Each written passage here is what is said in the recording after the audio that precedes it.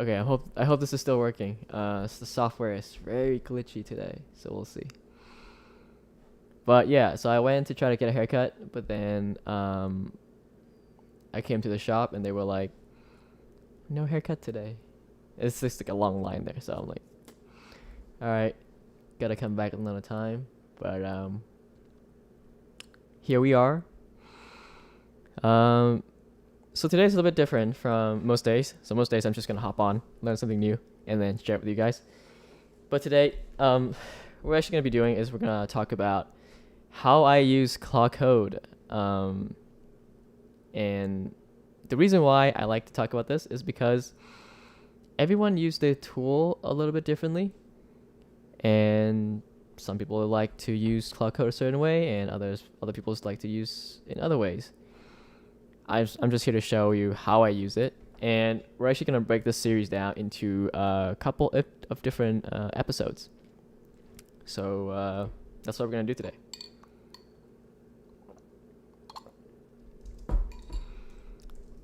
We'll just get started in a couple minutes. If you know me, feel free to chat in the chat. Otherwise, I feel like I'm talking to myself, which is fine, for the most part. I'm down to talk to myself, but, I'd rather be talking to somebody. Okay, so without further ado, I'm just going to tell you what we're going to be talking about for the next 6 days. 6 days series, all about Claude Code. Funny story, I signed an NDA, so I can't say much, but I just came back from a consulting gig, and it's all about like coding agents, and I loved it. We spent the entire morning like debating like different technology stacks and trade-offs and like this. Yeah, you just know that there's a lot of companies out there that are building these that are using the things that I'm about to tell you, not as end users, but as part of the products. And yeah, it's gonna be great. So let me share my screen here real quick. Yeah, I don't think my key bindings work anymore, so I'm just gonna click over here. Boop.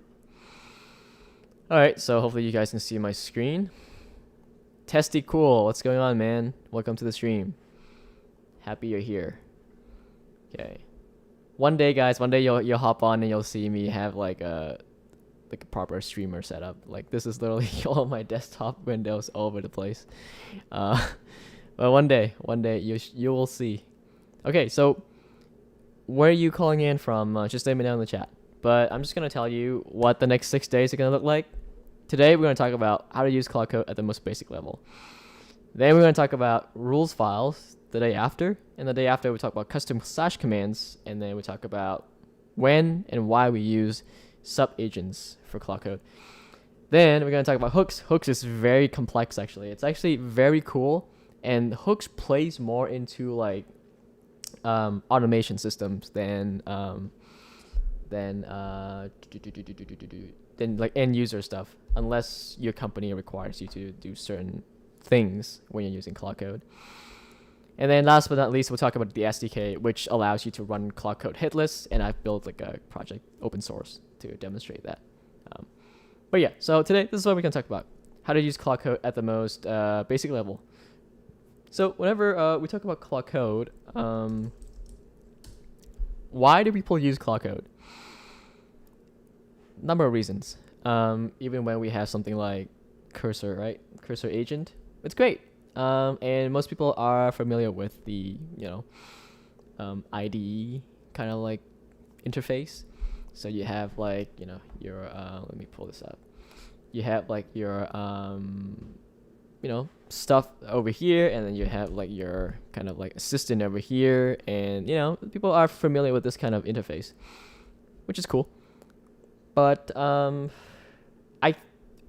originally Claude Code was created to kind of like help Anthropic developers use Claude to write code internally.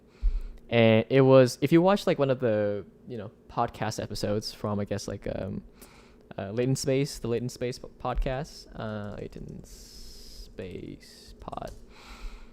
then I think they had somebody from Anthropic on, and they talked about how, the story of Claude Code came about. The two of the people who created, they were, they told the story live. It's literally like an internal tool that it just built for fun, and then people start using it a lot, and then now it's like a money maker for them, which is super cool. Today, we look at Claude Code as two things: one, agentic coder, and two, automation node. But let's start at the beginner's level first, which is agentic coder, right? So when you're using something like this, as a beginner, you probably get the same amount of benefit if you use Cursor or Claude Code.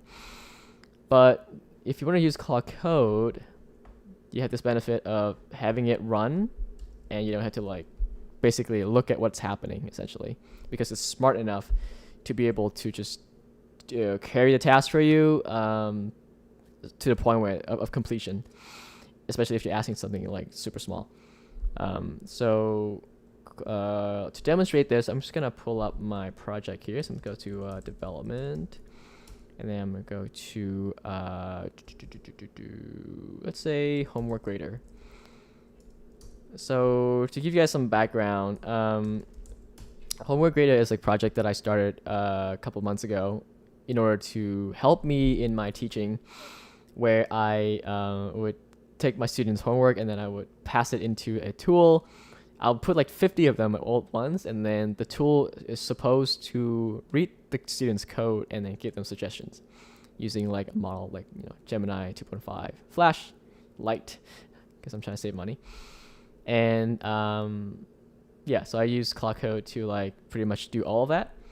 And at the most basic level, let me just show you what this project entails. So for example, I can do an ls here, and as you can see at the root level, we have this thing called claude.md file, and everything else, it just belongs to the code base, right? It's just this claude.md file that is a little bit like special. But to use Claude Code, all you have to do is install it. So you just do I think npm install, and then that's it. Let's see. Yeah, npm install globally, and then Anthropic AI/Claude Code. And then you can do that on Linux. You can do that wherever you want. On a sandbox, which we'll talk about a couple days from now. So once you have that, you log in, and then you have this thing. And all you have to do is type in Claude, and then it'll pull up. Yeah. So again, going back to the questions, like why do people use Claude Code over like Cursor? I mean, the aesthetic is different. The environment is different. So like you're using it in an environment kind of like a terminal like this, so it makes you feel a certain way. This is the same reason why some people use Vim over like VS Code or Emacs. So it's like a lot of it is like preferences, and those things matter a lot. Not to mention that if it's like a CLI tool, the focus from the development team is entirely on the features of the product, as opposed to like the GUI and all this GUI interface and like stuff like that. So, and it's more flexible and it's lightweight, so you can do automation with it. Yeah. So let me just answer the chat real quick. Testicle says, without Claude Code, I would pop a vein making internal tools with Streamlit. I feel you. Yeah. Let me know in the chat like what tool you were using before Claude Code as well. I would love to know if you were moving in from like Cursor or like something else. Quen Code. So since the beginning of Claude Code, like we saw Gemini CLI, right? Gemini CLI, which is open source, which is great, right? Gemini CLI, open source, and then Quen Code just took it, forked it, and then made Quen Code CLI. So like if you ever wonder how these agentic coders work, you just go into Gemini's code base and then you'll know. Yeah, so when you go in here, you'll find out how they built the CLI. They use React with this library called Ink to build this like pretty CLI interface. And like I mentioned, Quen Code CLI. Quen Code CLI is also kind of like that. but forked from Gemini CLI, which is very smart. But it works with, Qwen models.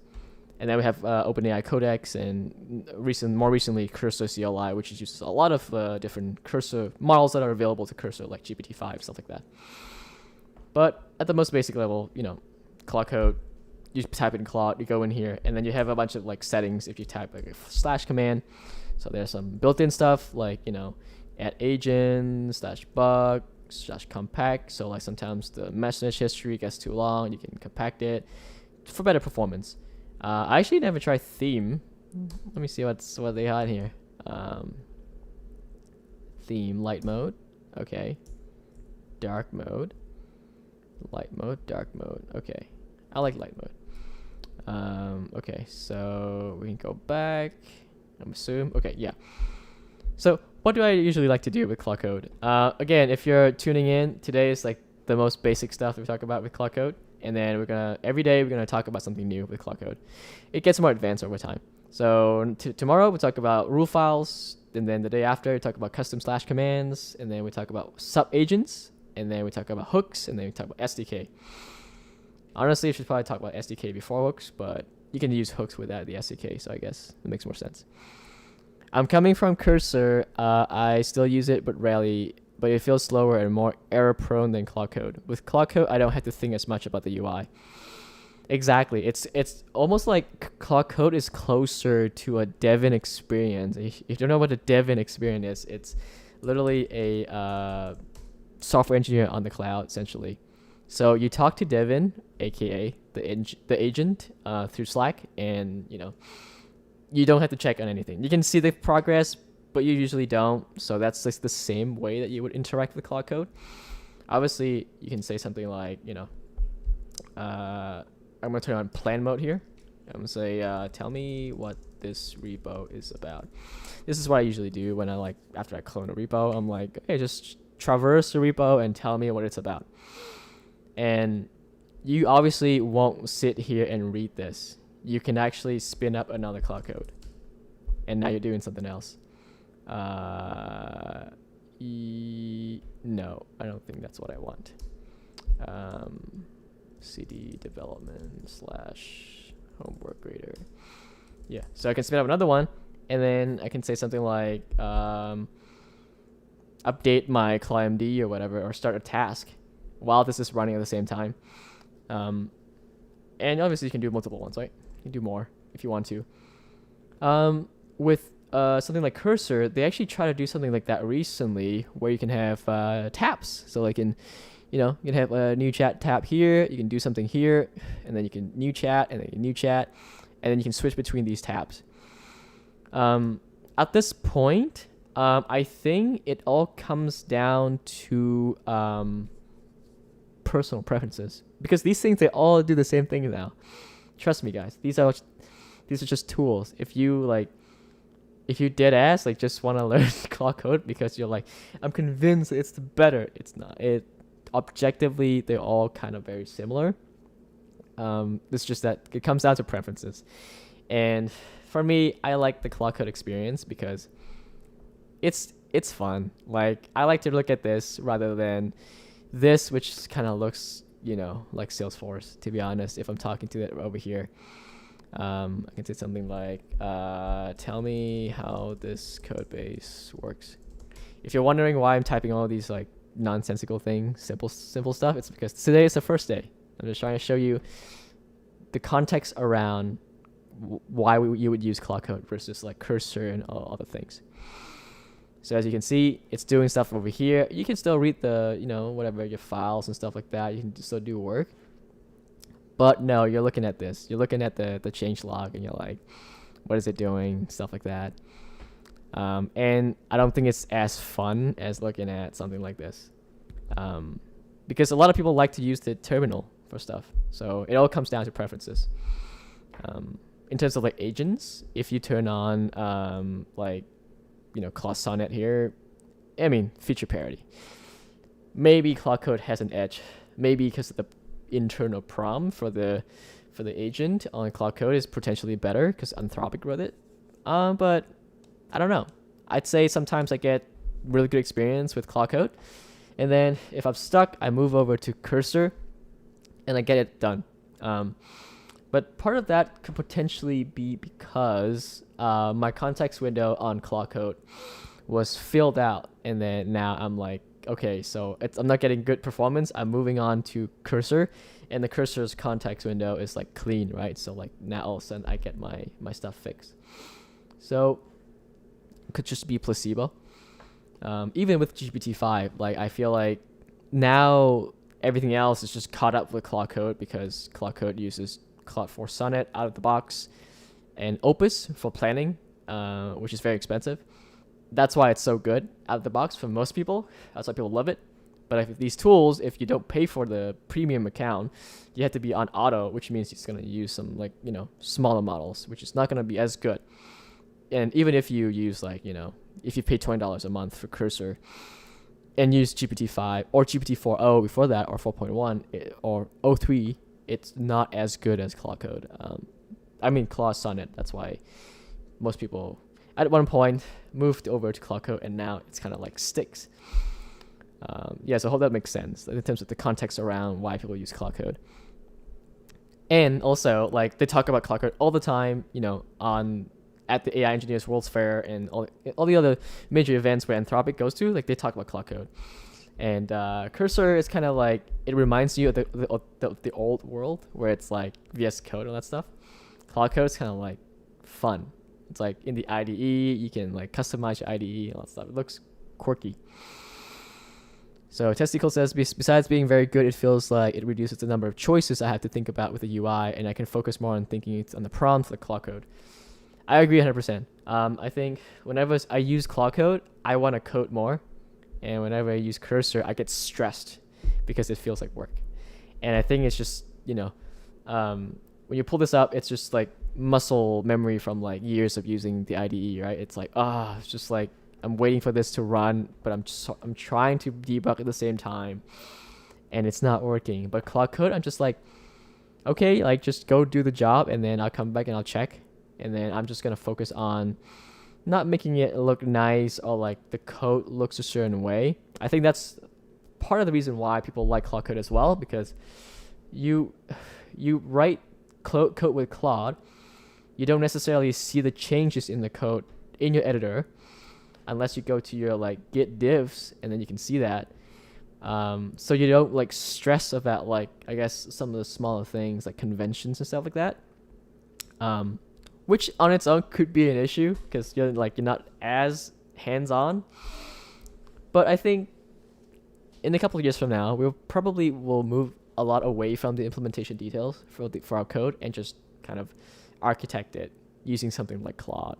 And then most, if not all, of the smaller details could be steered, or like if you like your utility files to be put in the lib folder, you can usually say that in the rules file, and it'll just keep doing that, right? So yeah, so that's some of the context around Claude Code for you guys. So let's see. You said I used to not prefer the terminal until Claude Code. Cursor CLI and Gemini CLI also feels good, but Claude has a way better results for me. I agree. I tried Cursor CLI and I didn't like it, even though that whole week when GPT-5 launched, like I used it like extensively because it was free. Cursor partnered with OpenAI for the whole launch week, and GPT-5 was free, but I just couldn't get it to do anything like proper because Claude Code has such a long tail of polishing that now everything just feels very polished. The only problem with Claude Code though is that, I mean, as far as in my use case, and if you know better, just tell me in the chat, is that when I'm using this, I don't have time travel. So for example, if I go to cursor like this, I could say like, for example,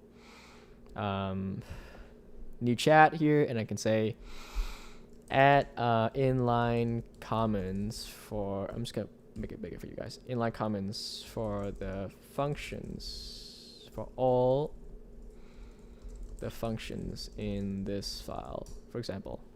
Okay, I'm not paying for it. See, so that's something that I forgot to tell you guys. I actually stopped paying for Cursor because I moved on to Claude Code recently. the way I started was that I never used Claude Code up until like a month ago, and I'm like, okay, I'm just gonna commit to like every time I build something, I use Claude Code. So the first time it was kind of awkward because I felt like I lost control over like what I'm doing. And part of that is, stuff like this where, it wrote something here. This is cursor. It wrote something here, right? And then you can jump to it. You can see where the changes are made. And you often don't need to use Git to like do version control. You can do it without Git, which is you can actually do this thing where we call like a time travel, where you go restore to checkpoint like this, and then all the changes will be reversed. However, as far as I know, if you know better, let me know. As far as I know, for Claude Code, you have to rely on Git, and you have to commit very frequently to be able to reverse your changes, because you could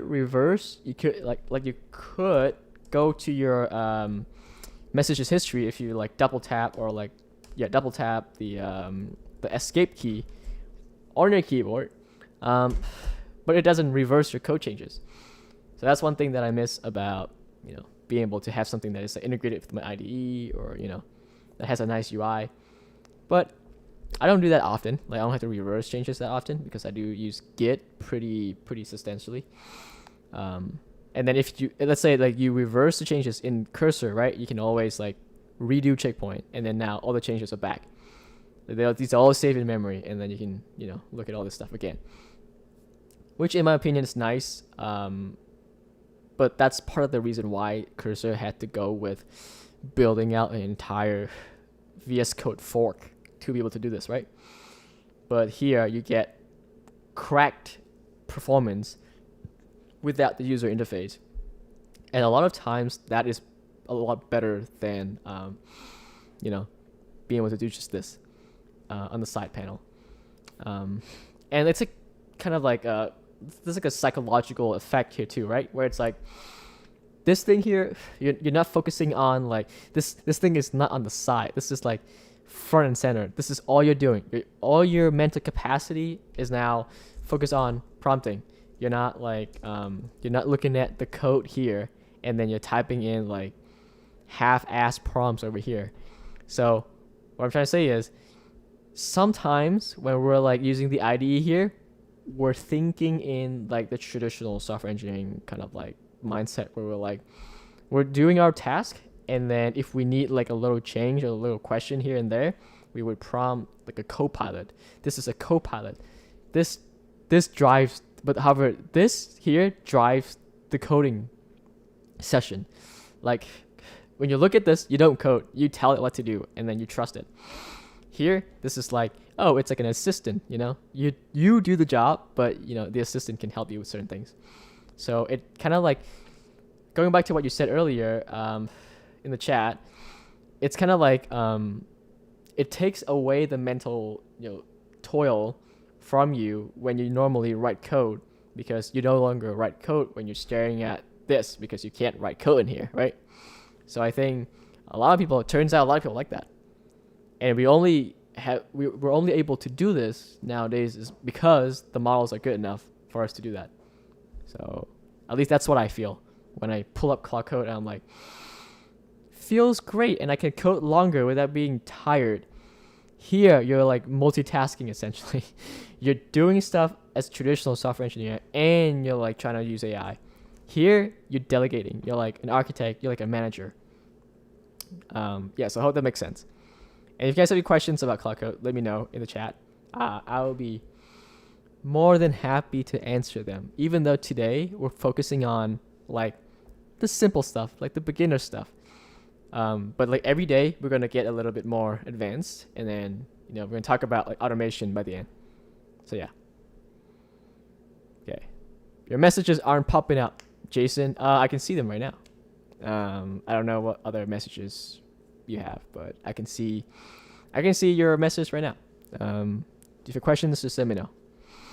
There's like a delay between like what you see on the screen versus what I see, because streaming takes a little bit of time to kind of like stream over. But I don't know how to contain this session into just talk about the simple stuff. So what I'm going to do is I'm just going to take one task on my GitHub board, and then I'm just going to go and bang it out. Yeah. So what I'm going to do is I'm going to go to my GitHub right here. And then I'm going to go to one of my projects. And so recently I built 2 things. In this project I built in a week on stream live. So if you guys are curious, I stream every day at 1 p.m. EST. Today I had to go to a consulting gig, so I had to skip 1 p.m. I streaming at 5 p.m. EST, which works better for like people on the West Coast actually. But I built this project last week on stream live. It's called CLI on the cloud. We'll use this project later on in our week to talk about how we can automate stuff with Claude Code. And not just Claude Code, but like Cursor CLI, all these things. They all made with similar purposes, and we'll get into that. Essentially, what this code base does is you can spin up a sandbox using Vercel Sandbox, and you can deploy Claude Code on there. So install Claude Code package on there, and then you can talk to it, and then that CLI will stream results into the terminal in the sandbox, and that gets streamed out to our server, and our server display onto our front end. It's actually pretty cool. And the other project that I built during our AI agent bootcamp, our last AI agent bootcamp, is called Homework Grader, which I use to grade people's homework. So if you're new here, let me just show you how it works. I'm always happy to show people how this thing works. So I'm going to go to development, and then I'm going to go to homework grader. And then I'm going to do PM start. What's going on, Eagle? Thanks for liking my videos. Appreciate you on the stream right now. I think like this is the most amount of people I ever had on the stream. Like what, 14 people or something? But this is what it does. So this is the project. It's a CLI tool. I use the same library that the Gemini team used to build Gemini CLI, which is Ink. So Ink is the library that allows you to build command line interface applications with React components, which makes your life a lot easier, right? Because then you can modularize stuff. You don't have to just pipe into console directly. You have abstractions. So if you're coming from a world of web development, this will make your life a lot easier when you build command line interfaces, kind of like Gemini CLI. They use this, and I think Claude Code uses this as well, and OpenAI Codex also uses this. Yeah, so it's great. Okay, going back to our thing. So this is how the app works. I choose one of these models to grade people's homework. And then there's a mechanism for me to go into my Notion database, and then I'm just going to connect to our Notion. While it's doing that, I'm going to answer questions.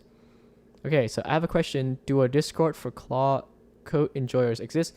I'm sure there's plenty of them out there. I do have a Discord for our upcoming bootcamp if you want to join it. So I'll do this. What I'm going to do is I'm going to send you this Discord link right here. We have a community of people using Claude Code and a bunch of AI tools, and all learning these tools all at once, right? Because they're so new. So what I do is I'm going to send you this link here for that agent community. And then I have my own stream community as well. So this is another link.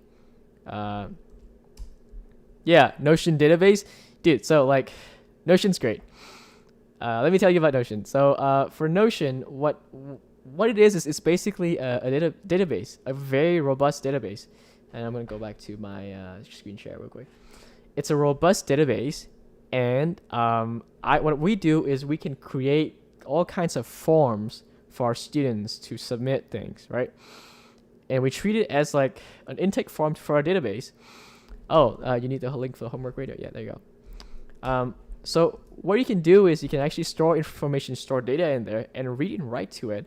And then you as a developer has a database, but you as a front-end end user, can also use the same interface, but nicer. And you heard it here first, but on September 18th, they're going to launch a whole bunch of agentic stuff, which is essentially cursor for Notion. So Notion built cursor for Notion essentially. So watch out for that. That's why I use Notion. But I mean here, like as you can see, the way I was able to build this is because I used the ink package, which allows me to build, this is literally a React component in a terminal. I'm going to say homework, and then I'm going to choose one of these databases. I'm probably going to choose something like short2, I think. And let me show you what it looks like in my Notion. Short2. Okay, so I'm just gonna delete people's like information so I don't dox them. But essentially, this is what it looks like. So I have like a test database of like maybe eight people, like 8 submissions of like different GitHub repos, right? And these are like regular GitHub repos. Like you go on here and it's like a GitHub repo. So normally what I would do is I would have to clone this down and read it, and then usually I get the same feedbacks over and over, which is like, oh, don't use requirements.txt, use this, blah, blah, right? So I thought I could use AI to do this. So what I can do here now is I could go back to my tool and I choose this particular database right here, which is this right here. I press G and I start grading it. And if you weren't on my stream before, we just recently put in an update to this where we spin up one sandbox and then we clone all of the repos into the same sandbox, obviously separated by folders, and see how fast it is to grade all these repos and give feedbacks. It's like a couple seconds. But if you scroll up to the log files here, what you can see first, what it tried to do is it tried to detect the GitHub column. So it was able to detect this column right here that has the URL for GitHub URL, and then it will create a sandbox, right? And we use E2B, which is a service that provides like sandbox stuff. And then once the sandbox is ready, we're just gonna like git clone everybody's repos on there, separated by folders, and then we run a utility tool to concatenate every single file from everyone's repo into like one big string, kind of like git ingest, and then we pass that to our LLM, and our LLM has a prompt to like grade these things. And then after like maybe 30 seconds, I was able to grade all 8 repositories, and this can run like 50 in parallel, by the way. So like imagine the 50 repos would have taken me maybe like 5 minutes each. So that's like what, 250 minutes. It saved me that much time. It's crazy. Anyways, how do I usually use Claude Code to build this? Okay, this is the part that you guys are looking for. So I'm gonna kill this. It's cool, I get it, but let's pull up Claude. So my workflow normally goes like this. I go on to, let's say, my GitHub here. For the sake of streaming and for everyone here to be able to contribute to open source, I use GitHub project. Normally I use Notion. A lot of my friends use Linear, which is obviously nicer but more expensive. I use GitHub projects. It's free. It's not perfect though. Actually, it's far from perfect, but it's just easy for people can see it because it's on the GitHub repo. And what I do is I go on here. I would create. I would sit down and plan what I wanted the end result to be, what kind of problem I'm trying to solve for my user. And then I would create what I would call a shape. So what a shape is it comes from this methodology called shape up from the guys at Basecamp. Ooh. And shape up is basically, it's like a whole book, but essentially what it is you have a limited amount of time. You had to bet on the things that makes the most sense in that time. You don't get to pick one big task and then you expand the time out to encapsulate it. So that what helps you with shape up is that you ship faster and you ship in more practical ways, and you don't have scope creep essentially. So like a bit of like a lightweight agile kind of thing. So I would do that. I would think about a user's problem, and I would write down like a solution that is very high level that has no implementation details. And then maybe I'll go into Claude Code and I'll have a conversation with it about like, hey, like when I implement it like this, what are the trade-offs? When I implement it like that, what are the trade-offs? So one of the recent shapes that I added here is that, so now this coding, like this CLI tool, it can grade people's homeworks, right? But what if I also want to skip the part where I look at people's application deploy on the web? So a lot of times our students, they deploy like application on Vercel, for example. So I would have to go onto like a web application and click around and see how it works, right?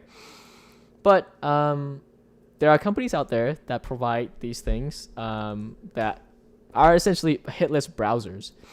And when you have agentic computer use kind of like interfaces combined with kind of like what do you call it?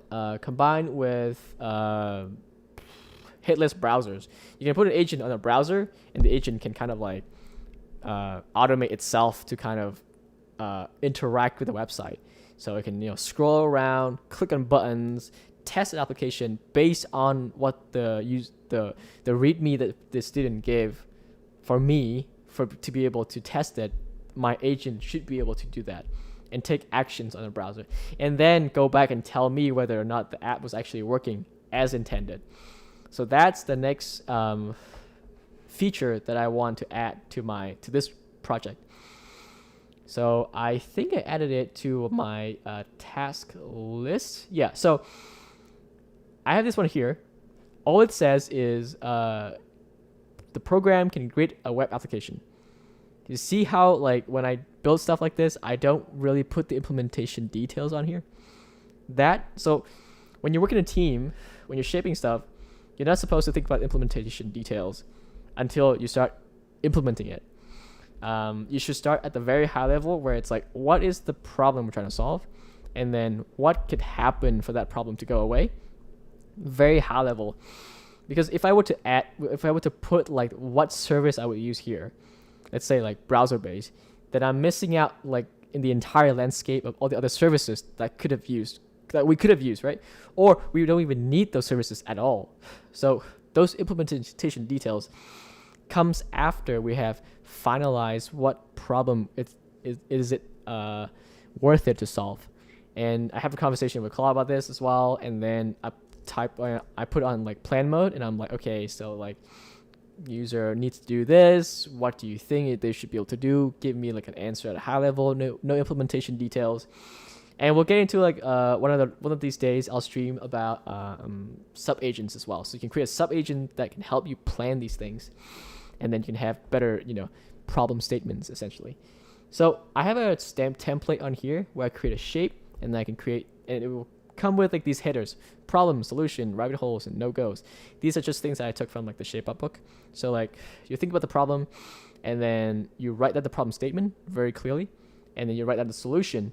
But it could potentially use implementation details, but most likely it shouldn't. It should be what they call a fat marker solution, which is very high level, very low resolution, open to multiple interpretations essentially. The reason for that is because when you go to implement these things, you don't want to be like tunnel vision into one or two things in the implementation details, because you might be missing the bigger picture. And then you think about the solution, and then you think about what are some of the things that might take up a lot of your time. So you put these things down so that, not because you need to read them all the time, but because you need to like figure out whether or not you have to keep those things in mind essentially when you're going about building this thing, so that you don't fall into rabbit holes that you already knew was going to be rabbit holes. So I find this exercise to be helpful. And then of course you gotta, when you scope a task, you have to scope it in a way so that you don't overdo it, so that you go over the deadline. So this will not do fancy things essentially. That's what I usually say here. And then from this I break it down to task, and then from those tasks I'm going to give it to Claude Code. So looking at this, I'm going to say, okay, so I need to be able to essentially create, probably first thing I have to do is I have to create browser-based client in my application, and then see if I can create a kind of like a sandbox, like a mock hitless browser to be able to test things first. That's probably what I would do first, and then I'll just keep adding issues here. So before I start doing that, let me just read the chat real quick, because I've been yapping for the last like couple minutes now. Testicle says, I used to be skeptical about NotionDB, but saw a more business-oriented friend use it for clients, and I was like, oh, I see. See, I used to be like very skeptical of automation tools like end-to-end, But then I'm like, am I going to be married to the tool that I am familiar with, or am I here to solve problems? So whatever the tool that solves a problem should be the tool that you should use. We are not tool users, we are problem solvers. So if the problem requires you to go really fast and have a nice UI so that someone else can collaborate with you, you probably shouldn't be building the whole thing in code. You probably should be thinking about something that is more, accessible to a lot more people. And those things, that Notion comes into play. Wow, that's great. Also beautiful CLI UI. Thanks, man. Use the ink library. It works perfectly with Claude Code. I just tell Claude Code to like, hey, build it like this. Make a box that does that. And obviously you can take inspirations from like Gemini CLI or Claude Code itself. Isn't there some code of ethics for grading work though? Are you prof or TA? I'm not a professor, but we do have like a education kind of program. So whatever I usually do when I grade people's like homeworks, I just bake that into the prompt, and then the agent will kind of like do the first pass. So essentially acting as my TA, do the first pass and just point out all the things that are so basic that I don't have to like kind of always read those things. Because if I can scale that, then I can have the last mile feedback, which is like, oh, besides all the things that I otherwise would have said, I can ignore them and focus on the bigger things that the student can improve on. For example, like architecture stuff, or maybe use a different service that AI couldn't have figured out to give them feedbacks and stuff like that. Speaking of browser-based, what are your best tips for scraping services or packages, headless browsers? Best tips for scraping services, packages. My go-to is usually FileCrawl. It's been FileCrawl for a long time. If you have like targeted kind of like domains that you want to target, I'd say if you have something that's more like broad, like requires search, my go-to would be like Google Search Grounding or like Tavili. Google Search Grounding is extremely good, and I think they also have recently launched something that you can add like an URL to like a call to Gemini now, and then Gemini would like actually scrape the site and then answer the question, which means that Google is trying to eat the other startups like pie with like the whole web scraping stuff. But saying that, there are certain types of data that's a little bit difficult to scrape. For example, like LinkedIn, Reddit. Then those cases you would go to companies like Bright Data. So Bright Data has a very powerful kind of like way, like their own like kind of proprietary databases for like these kinds of data, like LinkedIn or like Reddit. I don't want to get into how they get it, but just know that it's very powerful, and they went really far to get those data. That's all I can say. So if you need LinkedIn stuff, like use Bright Data. Your URL context. Yeah, I have not used that yet. You just gotta let me know if it's good, because I want to try it. I know search grounding is good. It's like $35 for 1,000 queries, which is not super cost effective, but it works really well. Also, the concept of you're describing the shape is extremely useful for me because I'm disorganized. It's really cool how you explain these basic concepts. Yeah, because I'm dumb, and I have to. If I can explain it to myself in a dumb way, I think that will also help people who are also starting out. So yeah, you got your own course. So what we do is we do this thing on Maven.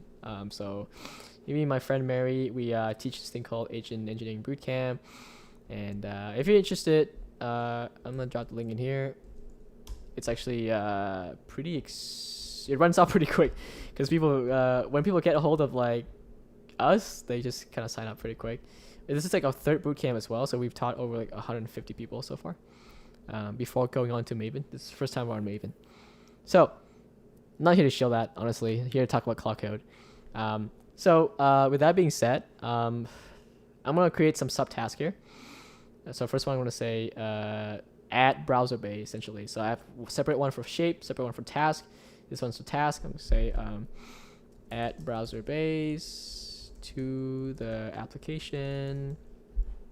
So I'm gonna do that, and then after that, what we're gonna do is add an endpoint to spin up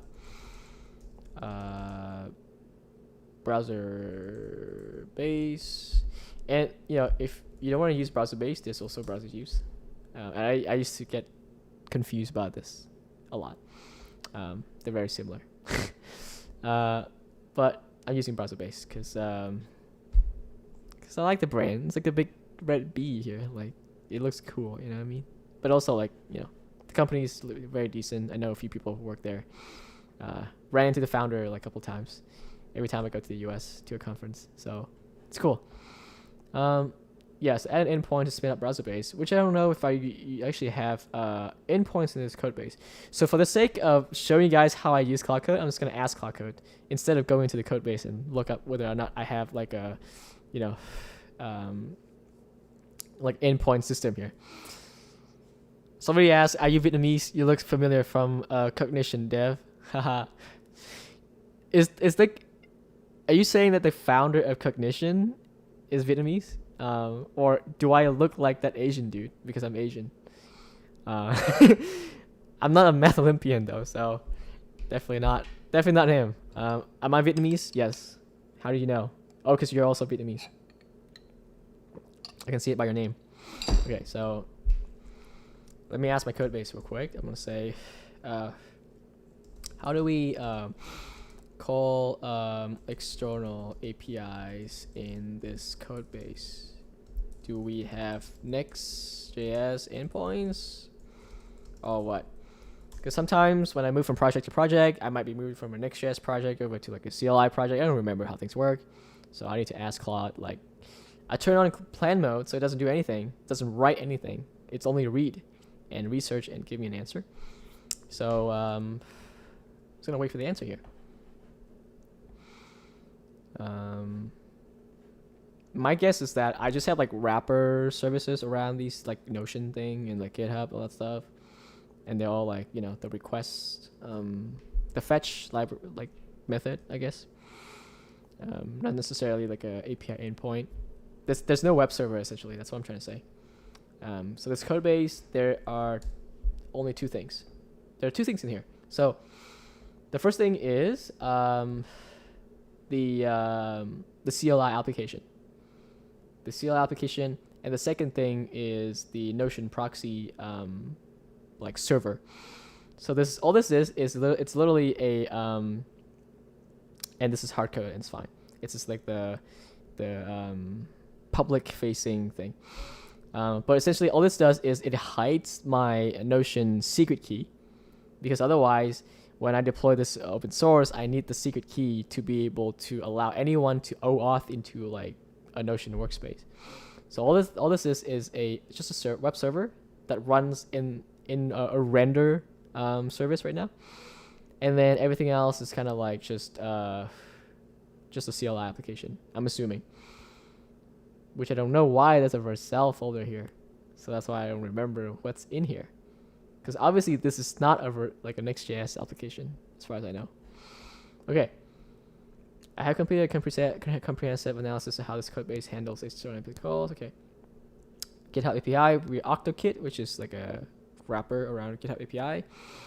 Notion API, Notion MCP, architecture patterns, SDK first approach, official client libraries. Okay, OAuth proxy pattern. Okay. Okay, so yeah, so there's no like / like endpoint, folder essentially. So what I can do is I can just potentially go into like lib, and then I can create like a new browser-based kind of wrapper. Yeah. So before I do any of that, what I would do is I would go to browser-based documentation or any service documentation, right? And then read a little bit and see how to actually do that as a human. And when you go to like all these like services that are made recently for like AI tooling, what you normally see is that you would see like copy to AI or like open in Claude, copy paste as LLMs. You can paste into your cursor. So this is how companies are making it so that documentations are AI friendly or agent friendly, because an agent can go onto this documentation site and it should be able to go to the LLMs.txt version of this right here. Yep. And read that instead of like this, rich text kind of like page where there's a lot of HTML elements that could like mess up the context window of your agent. Anyways, let's read this together. So BrowserBase is a headless browser. If you're building automations that need interact with websites, fill out forms, replicate users' actions, BrowserBase manages infrastructure, so you don't have to maintain your own fleet of headless browsers. Okay. If you're building like infrastructure for scraping the web, this is probably going to be useful, because scraping websites usually requires you to have certain proxies to certain IPs, and browsers are running on virtual machines that are headless. So essentially you can pretend to be a user agent and not get caught by like scraper blockers, which is, in a gray area right now, right? In terms of like AI scrapers. So that's getting started. There's try the playground. There's looking for low code solution. Try Director. I've tried Director and I think this is great. What I can do is I can try one of these things, and then what I can see is there's a chat on the left, and then there's like a fake browser on the right, and the browser is just running itself. I'm actually not doing anything, and the sandbox is going to be alive for 59 minutes, and there's a model that kind of like drives all the actions. We're not sure which model this is, but we're looking at the browser right now. This is a headless browser from BrowserBase running as like a demo. And then I'm assuming this is like kind of like maybe a Claude Sonnet or like a GPT-5 with like reasoning. And you can see some of those actions it's taken, kind of tool calls, screenshot taken. So why do these agents take screenshot? We need that as well. Is because it needs to know the coordinates of where the buttons are on the screen. So there are two ways to do it. You can look at the DOM tree, or you can look at the screenshot. The DOM tree apparently is very dense, right? That's probably not the place for you as an LLM to be able to make decision of which button to click next. But a screenshot, on the other hand, is great. The same reason why when you're building something with Claude Code or with Cursor or anything, or V0, you can take screenshots from things you like and you can drop them into the context window, and hopefully it can replicate the things that it saw. But yeah, as you can see, we had a fake browser running in the sandbox. We have an agent went in there, take screenshots, extracting information out, and then we even have like a CSV file created. And it's clean, it's nice, and it's great. And it even wrote its own script to do that with this like really nice editor right here, which is cool. But this is the browser. But yeah, so this is kind of what we're trying to go for. But instead, in our case, we don't need to display the browser, and we don't need to like we kind of need to do a whole bunch of these things, like taking screenshots, but instead of like retrieving data, we kind of like make it decide whether or not, the actions that it's taken on the website was complete. Let's say my student built an app that allows you to add recipes. When you click recipes, adding, can you type in things? Does it work? Does it add it to the list? If it doesn't, then that means the student get the point deducted, something like that, right? Browser automation, but very smart, almost like a person using it. And that person is supposed to be me, but not anymore. Okay, so key features: not only BrowserBase provide a simple API for controlling browsers, it also includes everything you need to integrating headless browser into your application. Framework compatibility: BrowserBase has native compatibility with Stagehand, Playwright, Puppeteer, Selenium. So these things are classics, right? This, on the other hand, was created for LLMs recently by the same team, BrowserBase. And it's very popular. You can use this open source for free without having to use it with BrowserBase. So you can use this to like kind of like scrape the web, essentially, using your own framework with Stagehand. So stagehand GitHub. If you don't believe me, this is what it looks like. Extremely popular and exists outside of browser base. So I'm gonna paste that in here. Let me just read the chat real quick actually. Yo, all Vietnamese devs are cracked. I don't know if I'm cracked though. The reason the reason why I do all these things is because I'm just curious, and I think curiosity really drives a lot of the decisions that I make in my life, and employers don't understand that. That's why I keep getting fired, and I'm like a founder. So once you're a founder, you can let your curiosity take you wherever you want. Hua Chen says, I'm feeling depressed that everyone have like a ton of document and rules in their project without any necessary. My way is working along with AI, so you don't need to plan too much. Okay, if you tune in, if you tune in like a couple of days from now when we talk about incorporate, it's tomorrow. What am I saying? Tomorrow, incorporating the rules file the right way.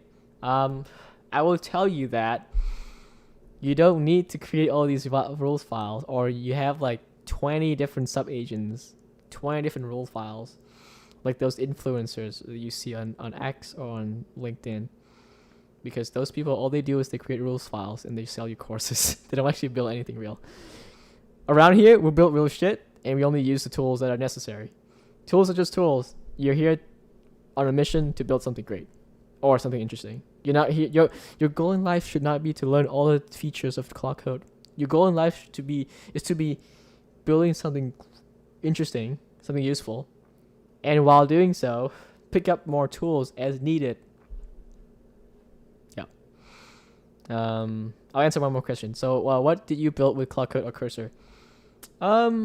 Last year I built this. I built this crazy kind of like platform for people to upload videos, and that gets extracted out, and then whole bunch of like AI video processing and I built a lot of that with Cursor. Back when Cursor didn't even have agent, so I was hand coding a bunch of this stuff. And with Claude Code, I was able to build like these two projects that we're talking about. So let me just change this real quick. Add a wrapper for browser base. Yeah, so I was able to build these two projects. So one of them is homework grader, which allows me to grade people's homework, and eventually, by the end of this week, hopefully see people's applications deployed and grade that as well. And build this project where we can deploy stuff like Claude Code on the cloud and automate stuff. Not just Claude Code, but also like Cursor, CLI, Gemini. This doesn't exist, I don't think. I meant to say Quen Code here and OpenAI Codex. So I use Claude Code pretty extensively to build pretty much anything nowadays. Yeah. Yeah, so well, over time, so what I'm going to do is I want you guys to keep in mind that Claude Code has its own vibe. It's like you're not looking at the code, you're looking at an employee, and then you're telling it what to do. Cursor Cursor agent, like the Copilot thing like this. On the other hand, it's like you're treating it as a Copilot, and you're doing most of the work in the middle.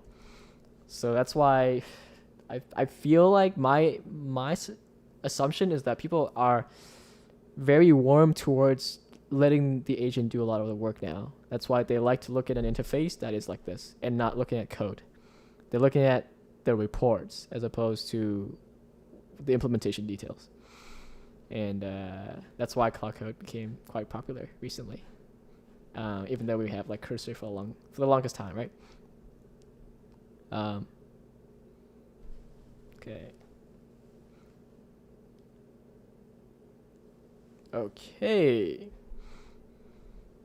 Okay, I'm gonna leave about 5 minutes to answer y'all's questions, because I know there's a lot of people on the stream today, apparently. So I'm gonna read my chat and then just gonna answer y'all. It's 22 people here. Ask me anything about Claude Code, please. Okay, so let's see. Let's gonna look at the chat here. Could you share the CLI tool? Yes, absolutely. So the CLI tool allows me to grade people's homeworks. And what I'm trying to do is actually turn this into a tool we can use to grade people's submissions in a hackathon. Because there could be hundreds of projects, right? You can use an agent to grade some of them with like enough context, right? Like whatever your rules you have, you just run that through the GitHub. Maybe you check whether or not their project was created within the right time span, and not like before the hackathon, or maybe like there are certain rules for the hackathon that you need to bake into an AI. Yeah. So this is the CLI tool. Let me send you guys this. I wonder where my thing went. Okay, boom. Okay. Do I check every line on Claude Code? I don't. If it's like a mission critical functionality, I would. Actually, let me show you that right now. Even though we're like over time, I'm just gonna show you. How I would approach doing things nowadays is I actually am going to do it like this. So this is the task that we're trying to accomplish, right? So not this one, but look at the projects here, homework grader, and then we go in here, and then we find this. This is what I'm trying to accomplish. Add browser base to the application, add a wrapper for browser base, and being able to test a browser, a headless browser. What I normally do nowadays is very degenerate when I use Claude Code. So I would go to the documentation, right? I would find, let's say, start with your favorite framework. Okay, maybe, I don't think that's what I want. Getting started, perhaps. Okay, and then I see all these steps, right? And then what I want to do is kind of like get a better sense of what's happening. So I actually have to read this actually now. This guy will cover the basics of using browser base. But at the end, you'll run your first browser session and have a basic understanding of how to use browser base. Because so far, when I'm skimming this, I see like no code. So I'm like, can't just paste this in my Claude Code. It's not gonna do anything. So let's see. What do I want? Guides. Okay. Browser integration with browser use. Okay, interesting. Oh, Vercel is actually I don't use Vercel. So okay, so let's just read this together. First, you need an account. Okay, one browser session running at a time, so no concurrent. 60 minutes of browser time per month. Okay, I'm assuming I need about like 2 minutes for each student's application to be able to click through and then test it out. So I can do about 30 of them, and then I run out with a free plan. So quick math, right? Overview dashboard, I don't need to know that. Using the playground. Next, you have the playground, which provides a quick way to try browser base directly in your browser. It's a great way to get started and see how browser base works. Let's watch this real quick. Okay, so we got a playground interface. I guess what code is being written over here? Okay, so we got playwright, okay, and then timeout, browser context, okay, launching browser, await window, playwright chromium, connect, okay, and then create some to-dos, okay, so meet Paul for breakfast, visit to-do MVC, okay. Page go to. What is page? Context.pages. Context is browser.context. So browser is the instance of this. I'm assuming this comes from browser base. Okay, so browser spins up. Okay, so what it does is we have a list of to-dos, and then it automates adding the to-dos to the list. And the crazy thing is we don't even have to like target the DOM to be able to do that, right? It seems to me that it looks like basically natural language here. So I'm assuming there's some sort of like AI stuff happening. Or maybe the code is not fully complete down here.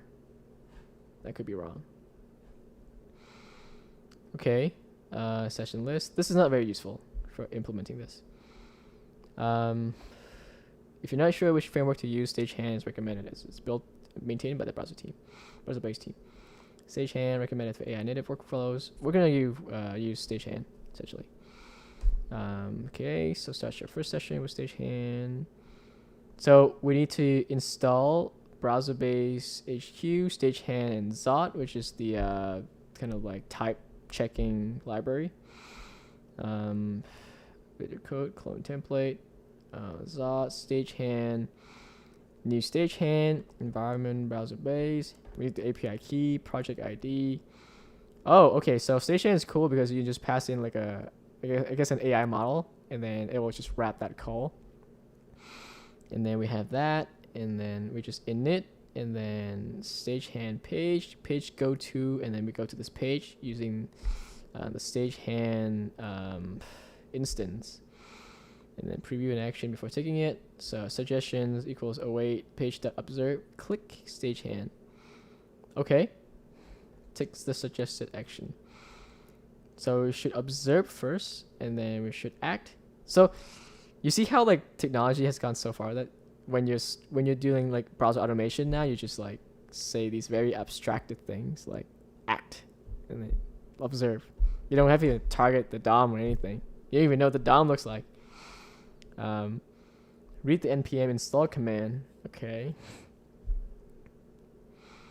Inspect the completed session. Okay. Start building using browser sessions, managing sessions. So far we're reading this, we understand that there's a concept of a session, right? We have to spin up a session, and then we have to use a framework like Stagehand. And again, I'm reading this for the first time, so I'm just trying to wrap my head around that. Again, like you saw, I have not written any lines of code yet, and this is like very much in line with like what shape up would be, which is like a lot of times when you're like building something brand new, you don't know how long it's gonna take. So a lot of times when you're in a team that's kind of like not super technical, you have a PM who's like not technical, they would kind of expect you to be, as a developer, to be heads down the whole time, banging out code. Like, why aren't you coding? Why are you still reading? Watching YouTube videos? But the thing is, shape up kind of bakes that into like the planning process. So like you have a hill chart. First half of the hill is when you're trying to figure shit out, kind of like what I was doing. Second half is like, okay, so now we've known what to do. Now we can like move faster, going downhill. Execution is always fast once you know what to do, but it's the part where you don't know what to do that's kind of like uncertain and like kind of hard to figure out when it will end. It could take the whole sprint until the last day, or it could take like 2 hours. Like, nobody never knows, right? So I like to advocate for this framework of like working in a team, so that people know that, hey, like some things might take longer than usual just for me to go and sit and read to understand things. Other times you can just go and execute because you've done that before. And if somebody had never worked in a software team before, they won't understand it, like no matter how much you tell them. So connecting to a session, we have installed so we already installed the browser-based SDKs, and then we're gonna create a session, bb new browser-based create. Okay, connect automate browser-based awake bb connect session ID. Okay, so once we connect, what can we do? New page. Okay, what does that do? Okay, controlling the browser. Ooh, okay. Once connected, use your preferred framework APIs, endpoint APIs to control the browser. Each framework has its own methods of navigation, direction, and automation. Okay, great. So now we have a better mental model of what we need to do. I'm gonna draw some diagrams here for you guys. So I'm gonna go here, and then I'm gonna create a new diagram, new fig jam. My computer is running out of RAM. That's why everything is so god dang slow. But we're back. So what we need to do is we need to first create an instance of a session. You gotta use the right terminology. Session of browser base. And then we have to then connect to it. And then use stagehand to start mucking around on the headless browser. And when we say that, we mean like, go to a certain URL and, start clicking around essentially. So with this understanding in mind, now I can go back to my kind of like task board here and just be like, okay, so we're going to have to add not just browser base, we're going to have to add browser base and stagehand, which is the interactive automation framework for agents using AI to the application as dependencies. And then from there, we're gonna do next is we're not gonna do this because we wrote this without understanding exactly what we're trying to do. And then after that, we're gonna have to simply spin up a session to go to a random website. I'd say what's a website I want to go to? Maybe the browser-based landing page, or I'd say the browser-based landing page, or to go to CNN. That's CNN.com, and click around, take screenshots, blah blah, yeah, to do something like being able to spin up a session, go to that browser, and then automate a few things.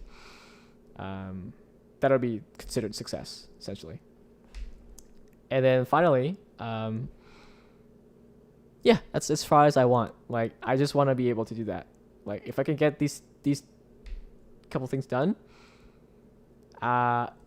this is the part that I hate about GitHub projects, because this was deleted. It's still here. You gotta refresh it. But if I can do like, oh my god, why is it still here? Remove some issues. If I can do these two things, I'll be extremely happy. And then after that, obviously we have to like, create a new feature in the CLI app to spin up one hitless browser and go to all the available deploy apps that students provided in our Notion DB. So in case you came in late, our database is actually a Notion database. And that will make sure that this shape is complete. And then finally, like configure. Now we know stagehand is the framework that automates the click and drag and scroll and all that stuff on a browser base. You can say configure stagehand to be able to create the students deployed app. We get that done, this shape is done. So that's how I usually plan things. Obviously, we need to have a better mental model of how browser base works, and then we were able to kind of like put in the task that makes more sense in the first time we did it, right? That was an error on my part, actually. So yeah, I actually read the chat for a little bit. So let me read the chat real quick. What's your experience on trying E2B versus Daytona Sandbox? I tried E2B first, and then I tried to, like, the setup is really easy, and I tried to deploy a sandbox and install Claude Code on it, and it did not work. Like, Claude Code would just freeze on there, and I had to switch to Vercel Sandbox, and it just works out of the box. I don't know why. Daytona, apparently it works with like deploying Claude Code and like other like agentic CLI on there, because they've written a guide to do that. But so far I haven't had good luck with E2B running Claude Code. But everything else works. Like right now we're using E2B for this to be able to like clone students' repos and concatenate everything into one big string. But if I were to deploy Claude Code on here, I had to switch to Vercel Sandbox. How do you get ideas? Here, let me send you this. Polygram. How to get startup ideas. Here. So my ideas stem from my own curiosity, essentially. I don't sit there and think of an idea. When I have an idea, it usually comes from like when I'm trying to solve something. But you have to like put yourself in the mindset where you're like, I am looking for problems to solve. Then eventually you'll get good ideas. So yeah. Okay, so let's see. Let's read the chat real quick. Don't know if you have checked this, but this really blows my mind. Thanks, dude. Appreciate it. Do you use specific tech stacks? Depends on the job. If it's like data science, like fine-tuning stuff, probably like Python scripts, which I hate. But mostly when I build applications, I use like Next.js and AI SDK, which is very powerful. Okay, so with that being said, I'm just going to show you guys like how I actually use Claude to like do this first thing. So adding browser base and stagehand to the application. So now we know what the first thing actually is. We can tell Claude to do that. So say we need to add browser base and stagehand to our application. One of the tips that I usually received is that when we tell AI coders to do something, it's really great to give it our intention as well. Like what are we trying to accomplish, as opposed to just tell it the task. Because a lot of times that will drive the answer eventually, because sometimes it will go the wrong direction because it didn't know what your intentions were when you're trying to accomplish something. And models are not like, models can be steered nowadays, but they're not like perfect. So if you give it more context about why you want certain things a certain way, it's usually better for it to follow instructions and also like give you suggestions for things that might also work in the same realm that you would want, rather than things that you don't want. So I'm gonna give it my intention. So essentially, we need to add browser-based stagehand to application to be able to allow our CLI application to to get any deployed web app URL from either NotionDB or CSV, and spin up one browser session and deploy a stagehand agent to go on to the website and try it out.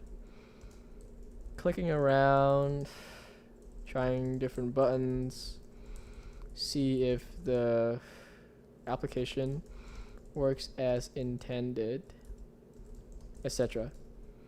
And the reason why I'm saying all these things is because what I'm also going to do is I'm going to go to browser-based documentation site and copy a bunch of links into my Claude Code. So this one has one for using a browser session, right? The reason why I want to do this rather than like coding it myself is because Claude MD, like the rules file, plus some of the context about my code base, Claude has access to that and it knows where to put things. Otherwise, I have to go in here and create a new file, new folder, create like wrapper classes, stuff like that. Because I don't want to implement this directly. I need to be like make it more generic. So if I want to switch the browser you're using, just switch it without writing a lot of different code again.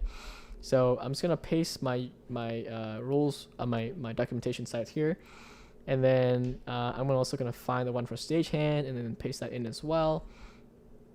Okay, so this is great. This is from stagehand. Okay, so I'm just gonna read this real quick just to get a general sense of what it looks like.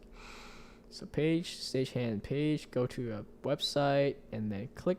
Okay, so when you do an action, you just tell it in natural language because this is powered by LLM. There's no like dot click or something and then pick an ID of a div or something like that. You just click the search box and it knows to click the search box, which is pretty nuts.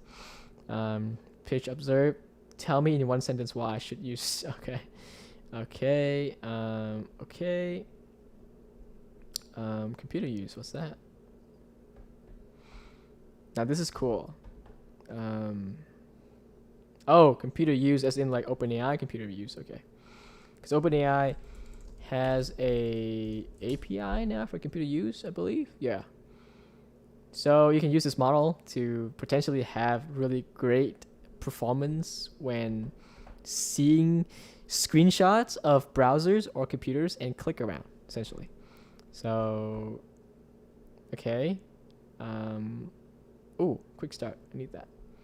So what I'll do is I'll copy this, and then I'll paste it in here. And then I'll also paste another link in here, which is this one, because this one has like the getting started stuff with like, you know, installing commands, stuff like that. So what Claude Code usually does is actually go and read these documentation sites, scraping them, or hitting the ln.txt link for these. Actually, they won't, because I didn't tell it. But it will go and read the documentation, essentially, and come up with a plan of what to do. Okay, so that's as far as I know. I want to make sure my Git is clear. So I have these two things I've changed. I'm probably gonna discard this one. This is a sub agent, I believe, that I made. I'm just gonna commit that, and then push it up. And here I'm just gonna press enter. After we're doing this planning, and then when we maybe like create something, I'm just gonna hop off because like I've been talking for an hour and a half now. So while I was running it, I'm just gonna pop in the chat and see what you guys are up to. Oh, it's Jack Harry. What the heck? Jack's my good friend from Newfoundland. Hey, Jack. Hangwin MCP Chrome. Well, let's check that out. What is this? Ooh, interesting. Chrome MCP server. Oh, is this like does this pipe like console logs into like your cloud through MCP or something? Oh, so you can automate browser automation, content analysis. Okay, nice. Okay. I'm assuming through here you can also read like console errors inside of Claude Code, which is, you know, convenient. Resource usage. No need to launch. Okay. Oh, I mean, if I can use this to hook it to Claude and then help me fill out like internet forms. Internet forms are like the bane of my existence. I had like thousands of dollars from sponsors for my upcoming hackathon, hung up because I haven't filled out the vendor form because it's so long. But yeah, okay. So sometimes I forget that it keeps asking for permissions, and then I would walk away for 20 minutes and like it did nothing. And it seems like this is the universal experience for a lot of people. So this was our prompt, and then it's gonna go and read the documentation. But it read our code base first, and then it read. Oh my God! Just read the dang thing. And then it read this website, and then it reads this website. Yeah, we just have to wait for it to run. That's all. Okay. Jack, if you're still around, tell me how you're doing in the chat. Long time no see. It's funny because Jack and I used to work at the same company, but at different times. So we never met at the company. So let's see. There's still people watching this. Okay. So Claude Code is running, and now it's still doing research. I wonder if it spins up the planning sub agent. I don't think it did. Like I have a sub agent that does planning, but it doesn't actually do anything. Okay.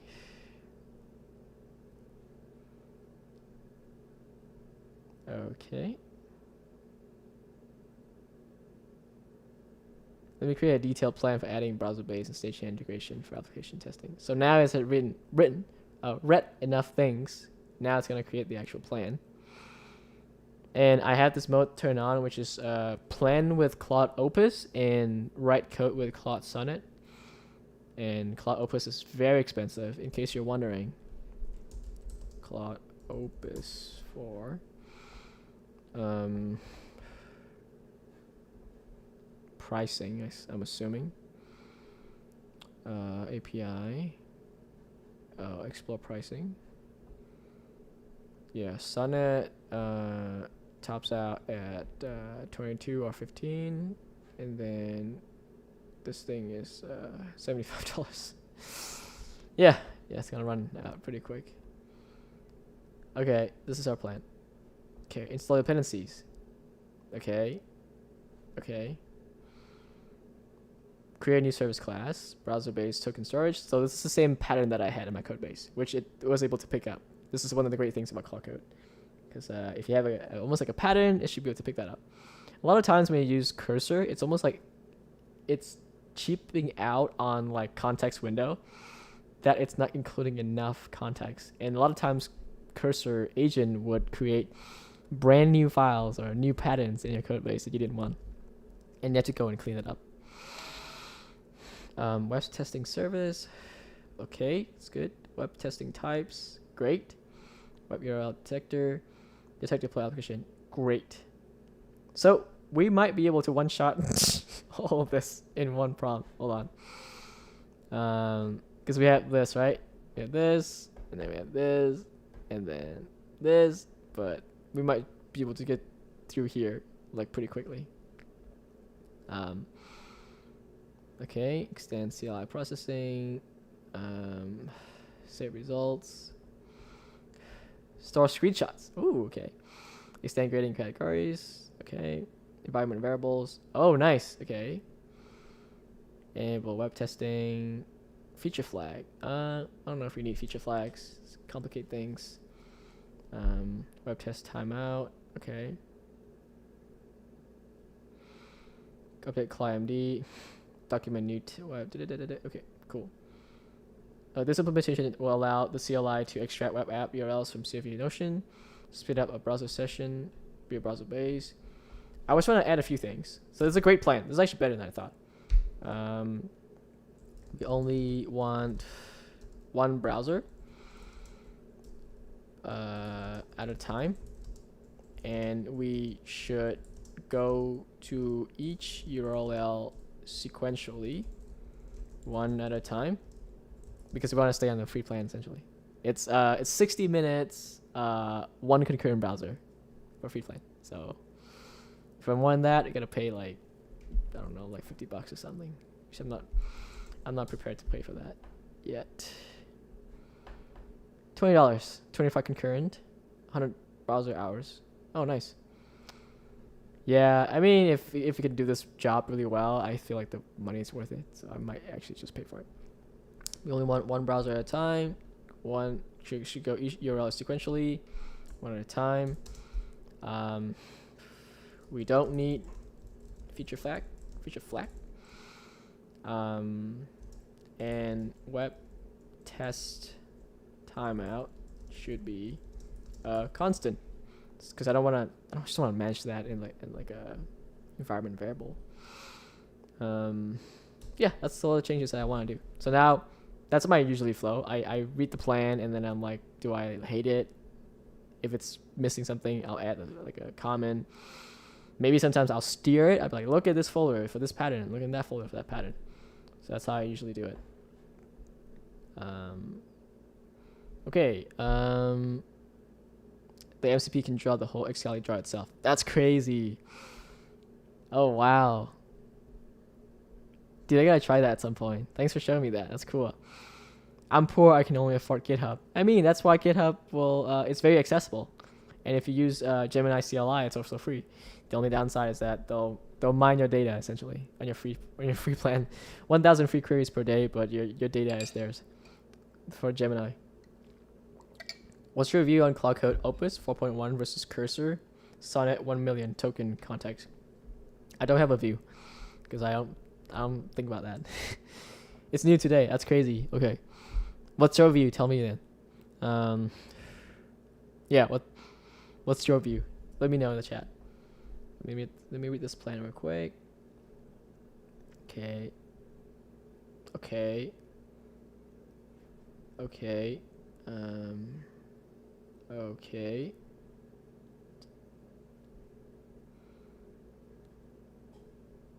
Okay. Accept auto edits.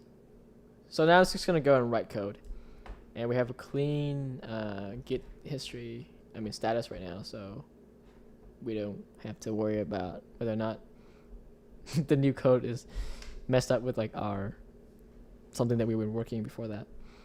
But yeah. Oh my god, people still watching this. Okay, so we're running this. Now it's just gonna. Ooh, what the heck is happening here? Let me take a look. So we got the to-dos here, and then it's gonna install. There's some peer dependency warning with Zot. What? Okay. Should have done that.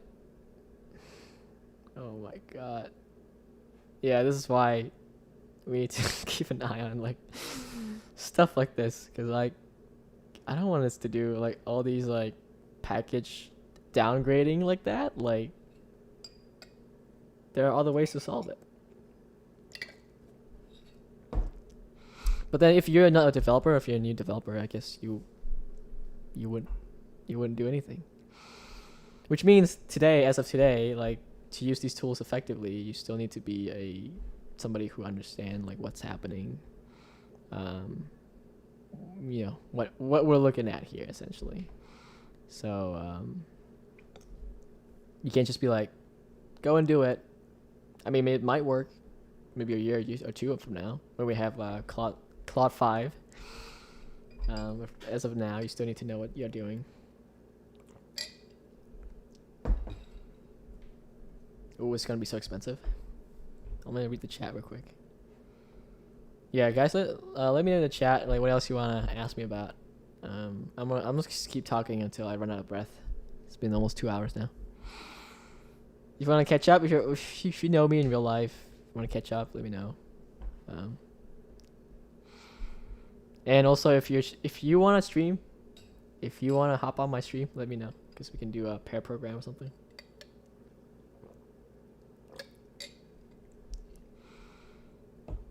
Okay, still running. I can go in here and I can check out like what's actually been added as well. So apparently we have to downgrade Zot, which I am not a fan of, because Zot 4 had some good updates.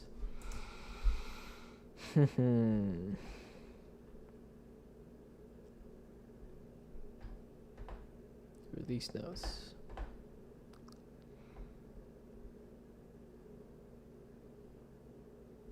Yeah, I need to tell it to reinstall Zot 4. And this as well. But we did have browser base. Why is it installing code interpreter from E2B here? I'm not sure why that's the case.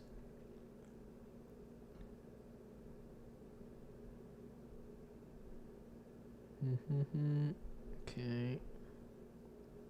Still running.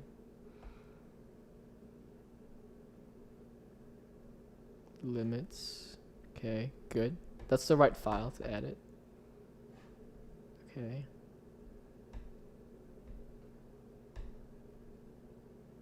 Browser based configuration. Okay. Okay. Ooh.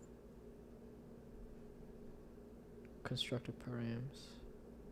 It'll fix that. So one of the things that I add in my rules is that it always runs pnpm lint. So Claude Code should be able to see that by the end of everything here, because it'll run the command and then command will pipe out like, you know, type errors and stuff in the console. So Claude Code has access to that right away.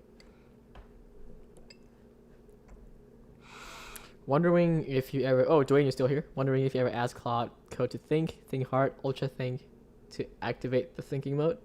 When you say thinking mode, you mean like it switches to using like reasoning, like shows you like reasoning tokens. I actually don't know. I actually have not tried that before. But Claude Code ultra think. I know people wrote about this, not officially from Anthropic though. But whoever wrote this blog, this like fanfic here, says that there's an ultra think mode. Ultra thing is a Claude Code magic word that automatically triggers the maximum thinking budget for extended reasoning. Wow. This is like the keyword to like trigger the most expensive thing to do on Claude Code. If you're on like the max plan or whatever, you can probably it's in your best interest to do that, right? But I'm actually using the API because I have some credits, which is very expensive. All the stuff that we're doing today is crazy. I wouldn't be surprised if it came out to be like $30 or something.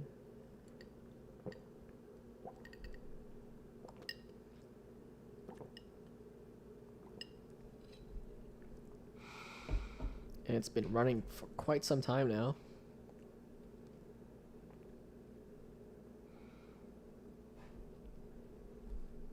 Let me just read this real quick, see if anything's out of the ordinary. As you can see, this is literally this React code, even though we're building a CLI application thanks to the ink library.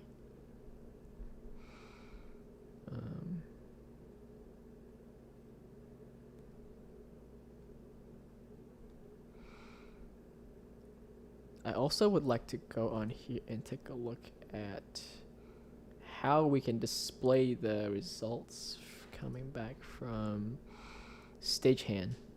Like, what does the result looks like?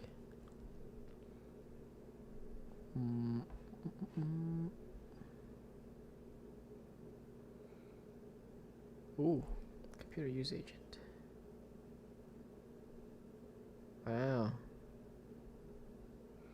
Yeah, Anthropic and OpenAI have like dedicated models that are trained to use computers and like spot out coordinates on the screen and like execute certain tool call actions to click on them. Yeah, that's where the world's going. Okay, what else? So it's gonna pick up like web app, okay. It's good. The reason why I'm very comfortable in this front is because I've established like a pattern in the code base already. So if you're a developer, you should first establish how you want to write your code, where you want to put your files, stuff like that, how you want to structure classes, and then make Claude Code update Claude MD to be able to follow those rules. But we'll talk about that tomorrow.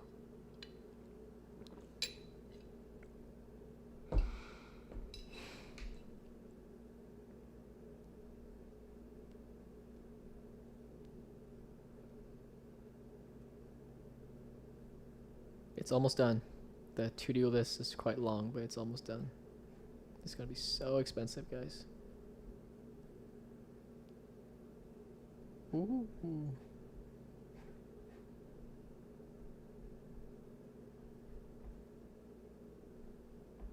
Oh no.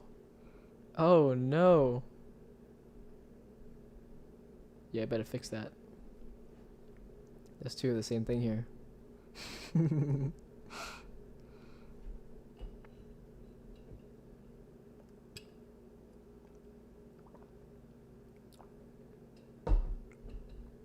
Dang, it's still going.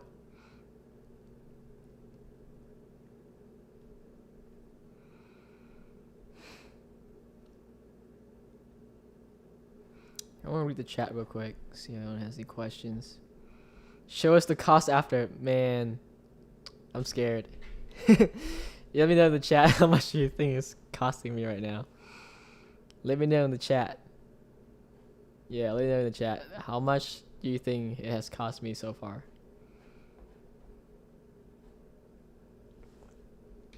Oof. Ooh, interesting. You're an experienced programming instructor, task evaluating students for application project. Your goal is to provide competency assessment. You will receive code posted content. No, they don't need to mention this at all. Web application testing results. Okay. What we want to do is we want to grade the browser stuff separately. We don't want it to be kind of like combined.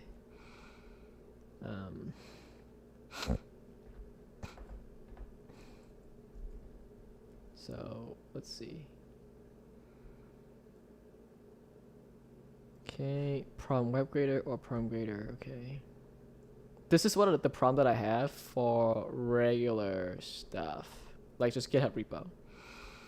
But I guess it's switching between the two. But what I wanted to do is actually to grade it separately, which is something that I should have mentioned in the plan probably. So the more clear you are in the plan, without any like assumptions, the better it is, because then it won't make little mistakes like that.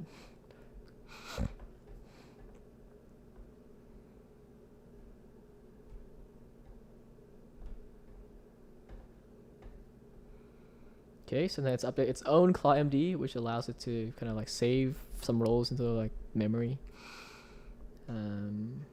Okay, so we're good there.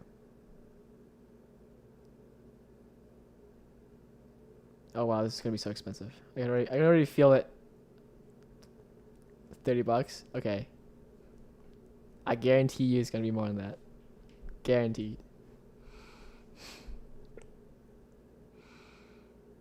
Okay, I think that's everything. We also feel the context window. It's crazy. Okay, so plan mode. Turn on plan mode and say we actually don't want to have the same prompt to grade the code and the browser interactions. Instead, the browser interactions grading happens separately. Okay, let's see what we'll do with that. And then we'll go back here. And then we will read the documentation just a little bit, just to see what it is about. Just to see what stagehand can do, actually. Okay. Extract, observe, act. Okay. I guess we can observe to plan an action before doing it. Okay. Okay.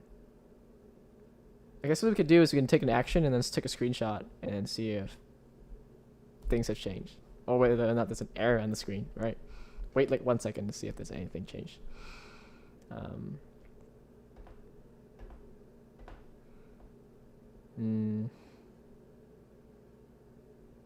Yep. Okay. LLM customization. Okay, provider, support provider, most of them. Okay, so how to use a model. Okay, cool. Custom LLM, LangChain. Okay, let's see. Okay. Currently, when we're processing web apps, the system uses combined grading categories and prompt grader. Yeah, that's not what we want. Create dedicated web application grading function that only evaluates browser function. Yep, that's good. Add get web app scores. Okay. Okay. Okay. Okay. I actually like don't know what it's gonna do, because here's the problem. In my head I'm also not clear what I want the grading process to look like. So far we know it's gonna spin up a browser session. It's gonna go to each of the URLs that we found from a student, and then hopefully for each one we use stagehand to interact, reason with the model, and then probably give us like a final LLM generation as like a feedback piece, and then we clear the context window of the LLM and we do another one. We don't want to keep the context window of every single one. So every single web app that we look at, we don't want to keep the one before that, because there's no point. Like there's no correlations between like one student's web app versus another, right? So I wonder if it knows that. Anyway, web app grading into web testing service, update, Okay, we'll just let it run for a little bit. I'm probably not going to test it today. I'm just going to run a bunch of stuff. Actually, let me just test it. I'm going to switch to my face right now. so I can go on to browser base and get my API key because I need that. So now you're looking at my face because I don't want to show you my keys, essentially. I don't think I even have an account. So you gotta create an account first. Okay, create account, my email. Okay, organization name. Okay, and then password. Okay, browser base, saved. Oh, verification code. My God, you're gonna text me. Okay, so this is my code, and then I paste it here. Continue. Oh, so it's gonna make me verify my email. Yeah, give me 1 second, guys. I'm signing up for browser base. I'm not gonna show you my emails or anything, so I gotta show you my face. Notification, browser base, okay. Paste, continue dashboard. All right, we're back. Skip survey. I'm just gonna get my API key real quick. I'm like not there yet. It's too many hurdles, man. I don't want a playground. I want my API key. Okay, API key, where would that be? Settings. Okay, you got project ID. Okay, cool. API key. Okay, great. Almost done here. Bear with me.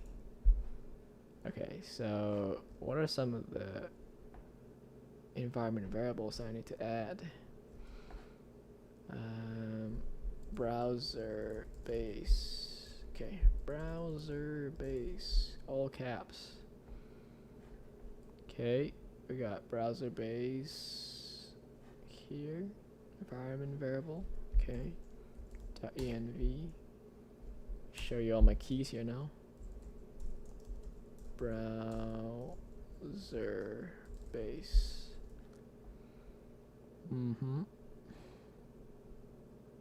Let me just take a look at what the API key is. And then Claude Code is almost done as well, so we're almost there.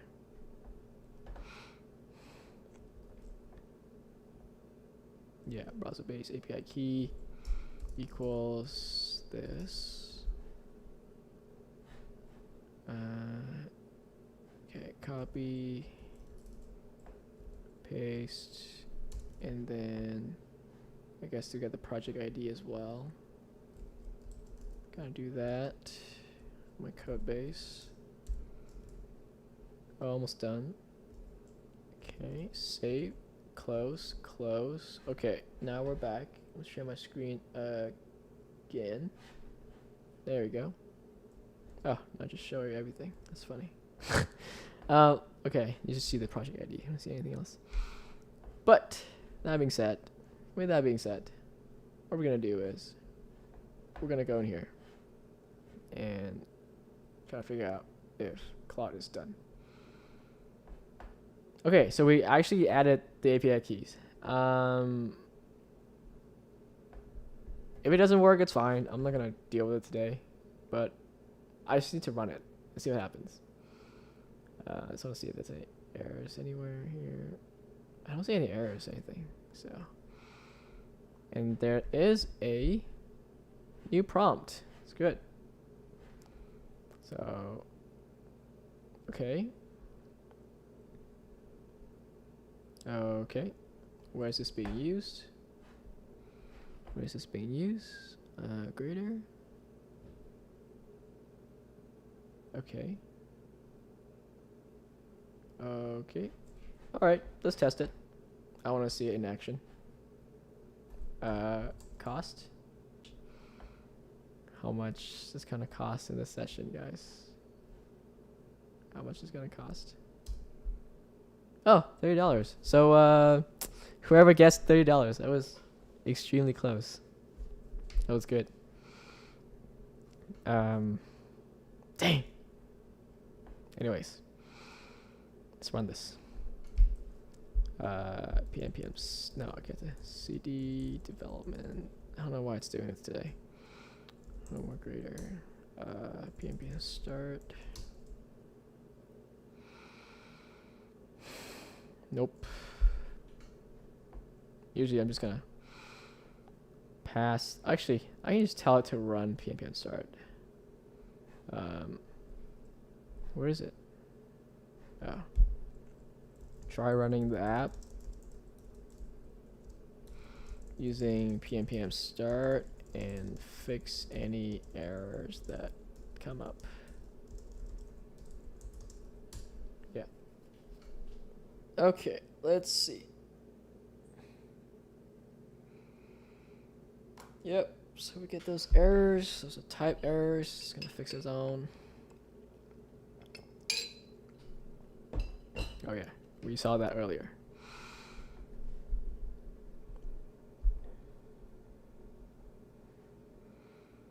So what you can do is you can also we don't talk about this stuff yet, but what you can do is you can do Claude Code hooks to run PNPM commands or npm commands before, during, or after tool calls. So we can always add hooks to be like, always run the lint command or the build command to see if any error happens. And if nothing happens, we just end the tool call right there.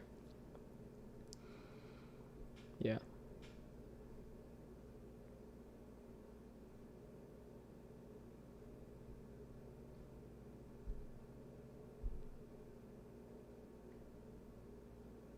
Okay. We don't see any errors anymore. That's cool.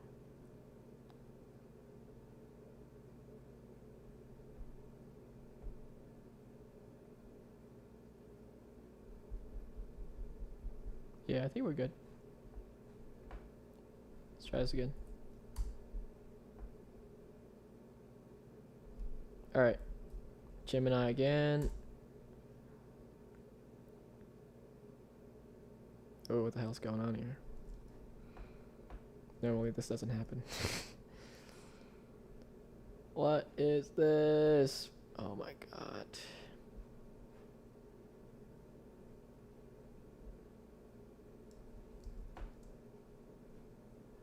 Gonna pass it back to Claude and be like, when I chose my LLM model at the beginning, I get this stuck on this screen.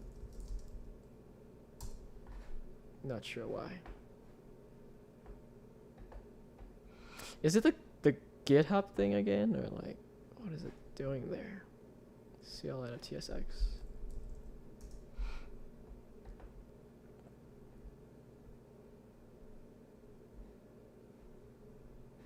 Oh, is it like? These are saved in memory, I believe. Okay, kill this.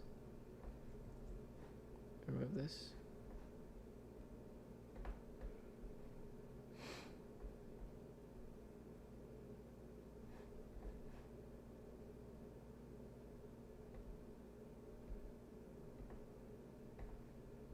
If this doesn't work tomorrow, we'll talk about this again. Not again, but we'll talk about rules files, and then we'll attempt to build this feature again, one at a time. We're not gonna one-shot the whole thing like this.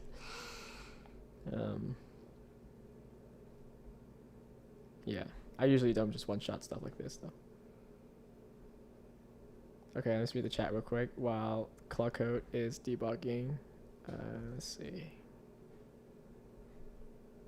Let's see. Grab this. Okay. Testicle, you came back. It's $31 so far, so you're very close. You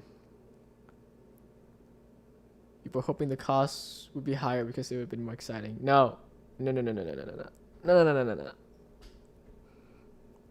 I've had enough pain this week. I don't want another one. In my opinion, yes, I prefer it. Also gave up on my cursor subscription.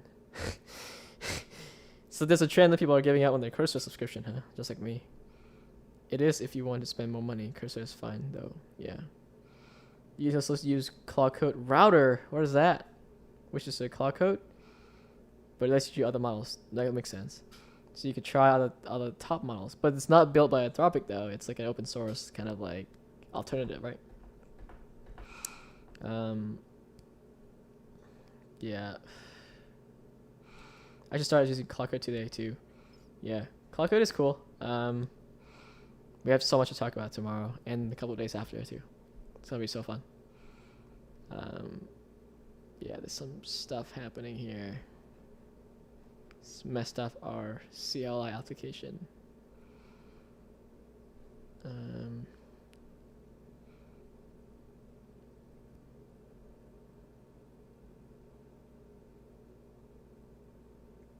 If you ever look at like how Claude Code works, you can see how so far like you don't even see a rack. You don't see like vector-based rack. You see like agentic search. So like search and then grep and then read files like grep, and it does not do like vector search. It's like that for a reason, because code is very hierarchical, structured, and logical. So vector space makes you jump in like multiple different places that don't usually make sense sometimes. Yeah. Oh, Viro's back. What's up, bro? Shout out to Viro from Miami. Any free decent model to use? Quen Code, man. Quen Code is insane. I don't use it personally, but I heard great things. Quen Code. Okay, if your computer can run with Quen Code, man, you never have to pay for any of this stuff. But yeah.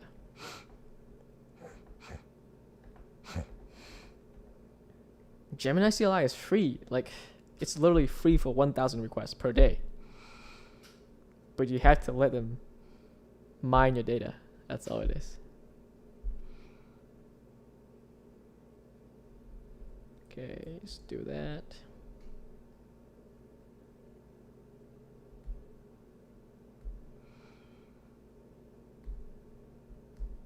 So that's debugging.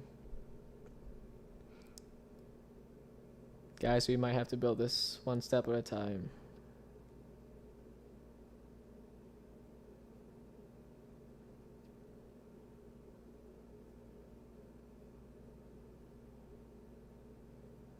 Oh, what the hell? What file did it create?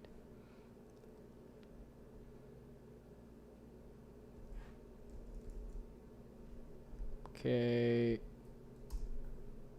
I'm assuming it fixed everything. I'm assuming. Oh. Oh, it's PM start.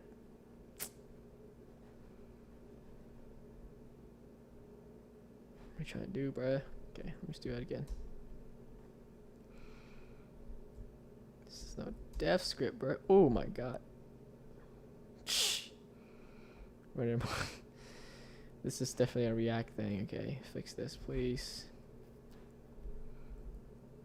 I don't know what you wrote, so I don't know where to even look. That's the problem with me nowadays.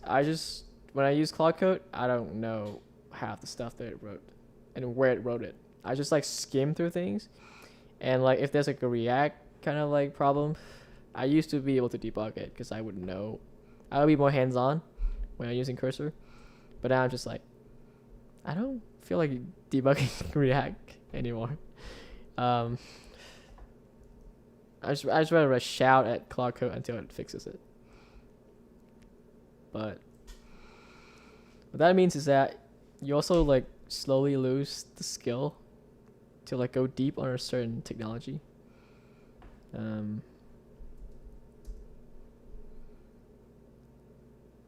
I guess given the stuff that you do, you might not need it. And then we're back to this freaking error again.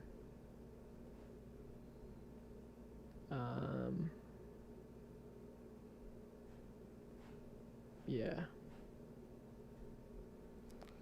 Guys, we're gonna have to build this one step by time. I don't know what's happening here, so what I'm gonna do is I'm gonna discard the changes, or maybe stash it. Add the browser base, but it don't work. It ain't working. Okay, I got stash. Apply stash. Stage. Okay, now stash. Stash stage. Edit browser base, but it ain't work. Okay, now we're back.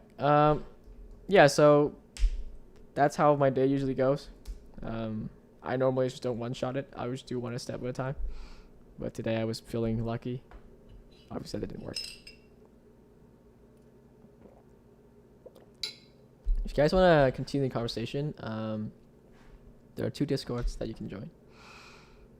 First is my Discord. And the other one is this agent lab thing that we're doing. So you guys can join it. And I've been talking for 2 hours straight. I gotta go play some video games or something. Gotta decompress. I had a long week, guys. You have no idea. Long week. But, yeah, I'm so glad that so many people hop on the stream today. This is the most amount of people I ever had on the stream. 25 people. But yeah. Pop back in tomorrow. I'll be streaming at 1 p.m. EST. Yeah. So, without further ado, I will see y'all tomorrow. See y'all in Discord, and take care. Thanks for stopping by.